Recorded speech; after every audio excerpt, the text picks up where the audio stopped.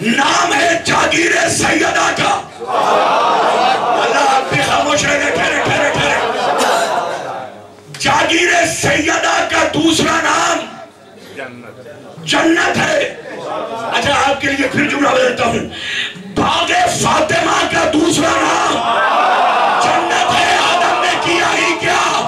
جنت کے کسی درخت کا پھل نہیں کھایا تھا.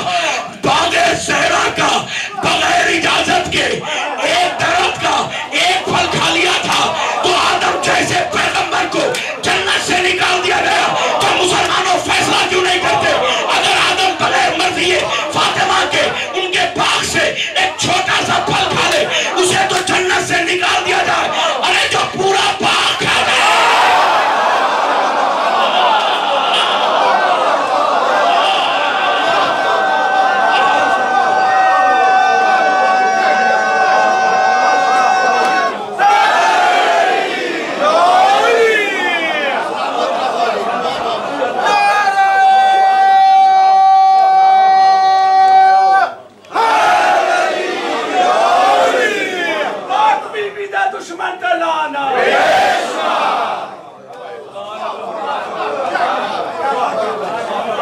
اصول بن رہے ہیں.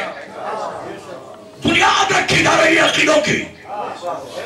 تعارف کرایا جا رہا ہے محافظ قرآن اور بارسین قرآن کا کہ یہ آج دنیا میں آنے کے بعد قرآن کے وارث نہیں ہوئے بلکہ قرآن اگر ازل سے ہے یہ بھی ازل سے ہے. قرآن کبھی بغیر وارثوں کے نہیں رہا. توجہ کر رہا ہوں. قرآن کبھی بغیر وارثوں کے نہیں رہا. قرآن نے جو اپنی صفت بتائی وہی صفت وارثوں کو ملی. لو انزلنا هذا القرآن على جبل لرأيته خاشعا متصدعا من خشية اللہ. اگر ہم اسے پہاڑوں پہ نازل کرتے تو تم دیکھتے کہ من خشیت اللہ اللہ کے خوف سے یہ پہاڑ ریزہ ریزہ ہو جاتے ٹوٹ جاتے. لو ان قرآن سیرت بہ الجبال او قطعت بہ الارض او کلما بہ الموتى. یہ قرآن وہ ہے جس کے ذریعے سے پہاڑوں کو چرایا جا سکتا ہے. آیت پڑھ رہا ہوں کوئی روایت نہیں. لو ان قرآن سیرت بہ الجبال پہاڑوں کو اپنی جگہ سے چلایا جا سکتا ہے. قطعت بہ الارض زمین کو قطع کیا جا سکتا ہے. کلما بہ الموتى مردوں سے کلام کیا جا سکتا ہے. پتہ نہیں میں قرآن کی فضیلت بتا رہا ہوں آپ کس کی فضیلت سمجھ رہے ہیں؟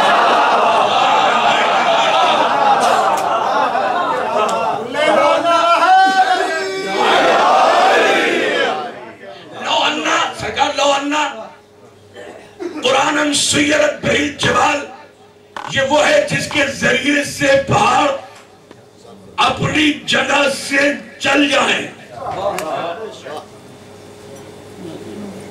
سیرت بہ الجبال. میں کیا کروں کبھی کبھی جب موضوع مربوط ہو جاتا ہے تو مجھے اس کے پڑھنے سے پہلے مزہ آتا ہے.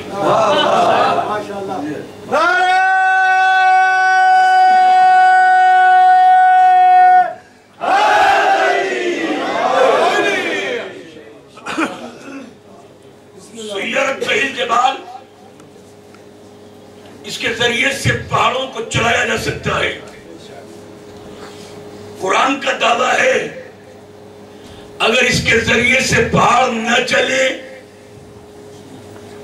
تو قرآن کا دعویٰ ایسے ہی رہ جائے. غیر مسلم اعتراض کریں گے.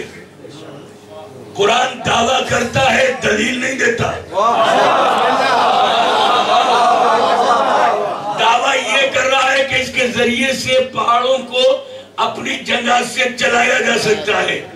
تو جب اس کے ذریعے سے پہاڑوں کو چلایا جا سکتا ہے تو پاکستان اور ہندوستان میں قرآن کے قاریوں کی جگہ تو کم ہے نہیں.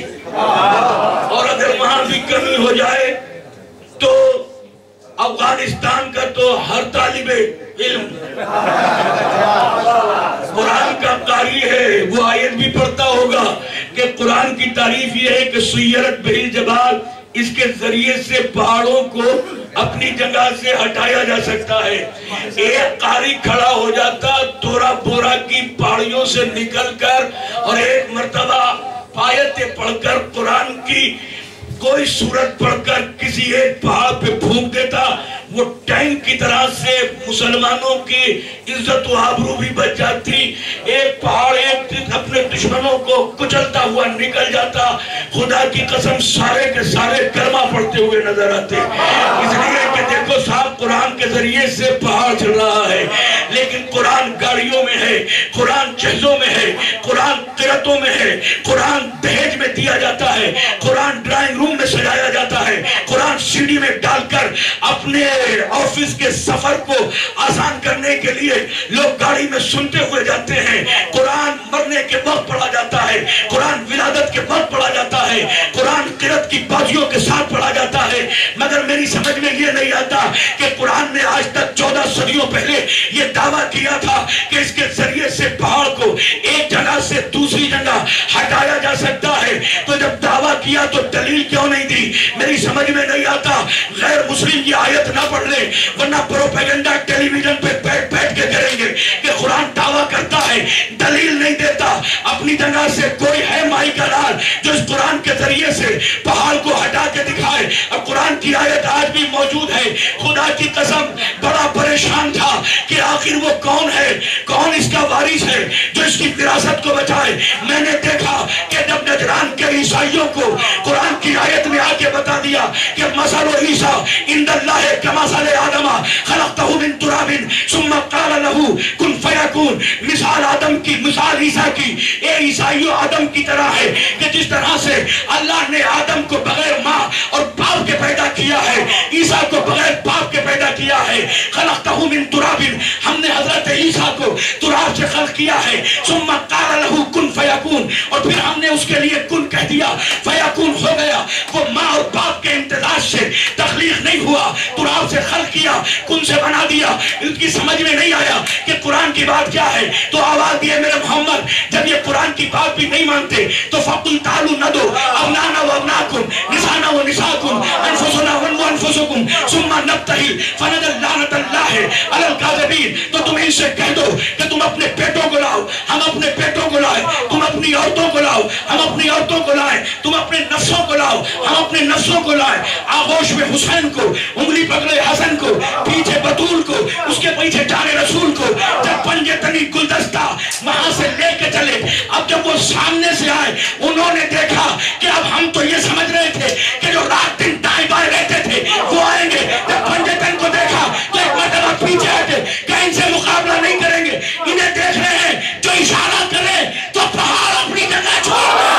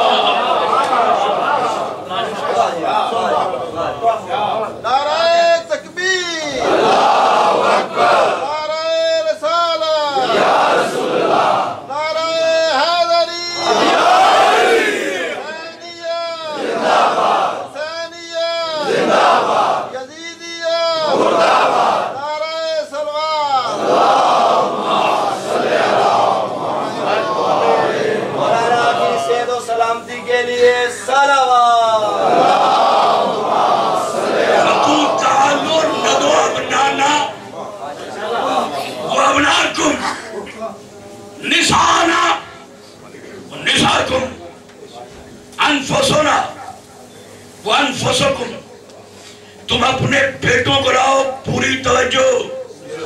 بزرگ لوگوں سے آج بڑی ذمہ داری کے ساتھ آغوش مادر سے موبائلہ سن رہے ہو، لیکن آج جو دے کے جا رہا ہوں اس ذمہ داری کے ساتھ کہ 80 سال کی عمر ہو یا 90، پہلی مرتبہ سن رہے ہوں گے۔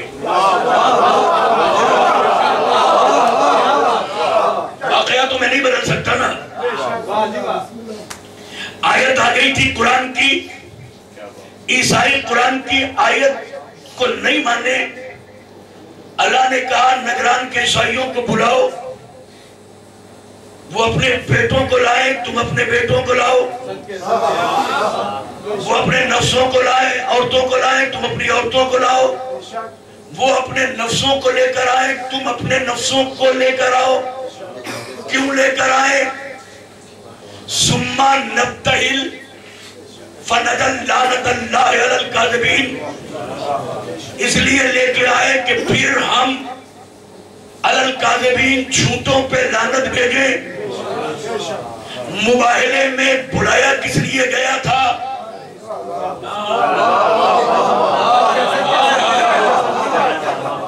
انشاءاللہ یہ مجلس نہیں, یہ تحقیق ہے, ریسرچ ہے, تھیسس دے رہا ہوں آپ کو. کیوں بلایا گیا تھا مباہلے میں؟ جھوٹوں پہ لعنت بھیجنے کے لیے. میسج یہ مسلمانوں کو بھی بھیج دیا گیا تھا, میسج یہ نجران کے عیسائیوں کو بھی بھیج دیا تھا. اور نجران کے عیسائیوں کو جب یہ سندیش, جب یہ میسج, جب یہ پیغام پہنچا دیا گیا تو نجران کے عیسائی بزدل بن کے قلعے کے اندر دروازوں میں تالے قفل لگا کر چادریں اوڑھ کے بیٹھے نہیں رہے.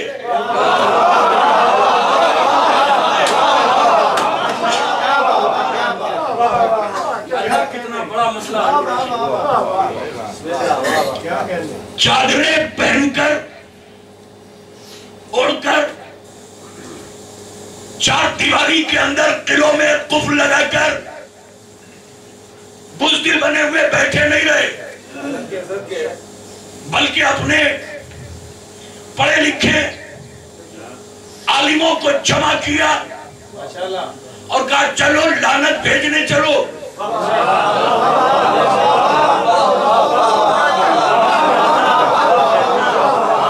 میں کچھ تک پہنچا پایا ہوں, نہیں پہنچا پایا, اور اس ذمہ داری کے ساتھ پورا شرح ایک طرف اور یہ چند جملے ایک طرف جو دے رہا ہوں. چلو لعنت بھیجنے چلو, بیٹھے نہیں رہے, لعنت بھیجنے کے لیے آ رہے تھے. میں کسی کا نام نہیں لیتا مگر میں تحقیق دے رہا ہوں قرآن سے. اگر کوئی حق چھپا کے جاؤں تو میں خود چور ہو جاؤں. اس لیے منبر سے صداقت کا اعلان کر رہا ہوں. مجھے بتاؤ, عیسائی بھالے لے کے نہیں آئے, تلواریں لے کے نہیں, بھالے لے کے نہیں, لشکریں لے کے نہیں, بلکہ نجران کے مولوی عیسائی پادری آئے تھے اس لیے تاکہ لعنت بھیجے. نجران سے پوری توجہ, نجران سے لے کر مباہلے کے میدان تک عیسائیوں کا ایک ایک بڑھتا ہوا قدم, مباہلے کے میدان تک دل میں یہ جذبہ لے کے کہ جھوٹوں پہ لعنت بھیجیں گے. اس بات کی دلیل ہے کہ اس وقت کے عیسائیوں کو اتنا معلوم تھا کہ محمد کے ساتھ کچھ ایسے جھوٹے